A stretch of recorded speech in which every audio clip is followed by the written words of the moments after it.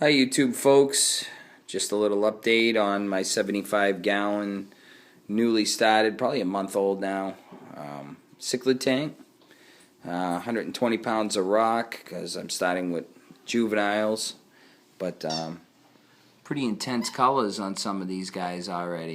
Demisoni, I mean he's what, an inch and a half long, and he's just flying with colors. Yellow lab, they always look good no matter what, but we've got a lot of blues, we got a lot of fish coming. Just an update on what I've done. I've had a wicked cloud problem. My LFS guy is a pretty smart guy, and he says it's the agro milk that they ship the Caribbean substrate in, which I rinsed and rinsed and rinsed, but you just never can get enough of it. It's pretty much just crushed coral and stuff, and they throw some cichlid wood in there, I guess they call it. It's been working out. Been using 2 chemicals in this tank. Brightwell cichlid buffer. Stuff is crazy good. Easy to use. Now that I've got it buffed where I want it, I may probably move it once, add it maybe once every 3 or 4 days.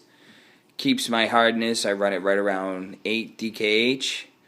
And I keep my pH dead at 8.2. It never moves. This stuff is great. I also use the Brightwell cichlid code, which I think is probably the reason why the fish are coloring up at such a young age. I mean, juveniles usually don't get bright blues like that. So it's working out fine for me. The water crowd problem. Everybody hates it. Everybody has it from time to time, especially on a new tank. And I cycled this tank in 2 weeks with API Quick Start, and it's completely cycled. I got a lot of Biomax media in the 406, but I get this that milk. You can't really see it now. It looks pretty clear, but if you're standing here, I want it to look like there's no water in there at all. So I want to give a shout out to Brian Wilson on his video about Seachem's Purigen versus Boyd's ChemiPure. I couldn't get the Purigen quick enough, so I went with the Boyd's ChemiPure, which my LFS people love. And he gave hats off to both of them. One works a little quicker than the other, but they do the job. And I just put 2 bags of that in my 406. It should cover me up to about 80 gallons, which I've got, with rock and everything, probably 61 gallons of water in here. And we'll check back here in a couple hours, and hopefully this thing will just be like crystal. And everybody says this stuff is the best, and I used AccuRelef, and I didn't want to use it because it makes a mess of your sponges and your filter, but it worked for got a lot of the stuff out of there, but it just kept coming back. So let's see what this ChemiPure does. And check out that Brian Wilson, man. He's got some sick fish. Seems like he knows what he's doing. He likes to make videos, and I enjoy watching his videos. I learn a lot from him. There's quite a few people out there. I mean, off the top of my head, he's just the most recent one that I started watching, and he's got pretty cool tanks, awesome fish, and apparently he's got somebody that he knows that he gets good fish from, because his fish look awesome.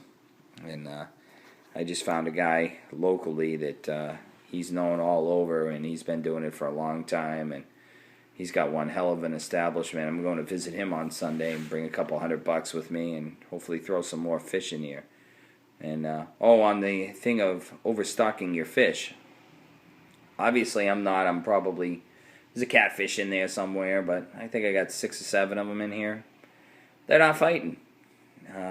I gave them plenty of rock. I mean, killer way too much rock, but which is going to be a problem when they get bigger and more fish get in this tank. And I'm just going to have to remove some of it and refigure it. I guess it's always the plan, and probably take half of it and do another tank. I also think this Texas Holy Rock, is helping buffer the tank, and it's all going well. And I guess that's it for now. Now it's test time, and let's see what ChemiPure does for my tank. And diatoms.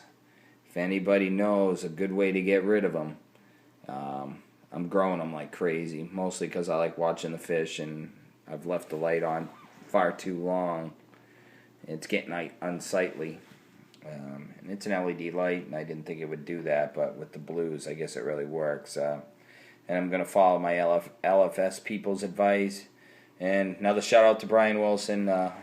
He seems to agree with them that a UV stabilizer is probably the thing to have.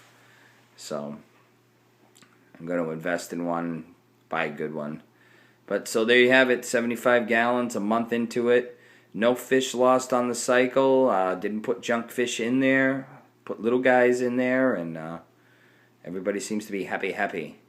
So good night, YouTube folks, and we'll make another one here. Hopefully it'll clear up in a couple hours. Maybe I'll get another one in there tonight.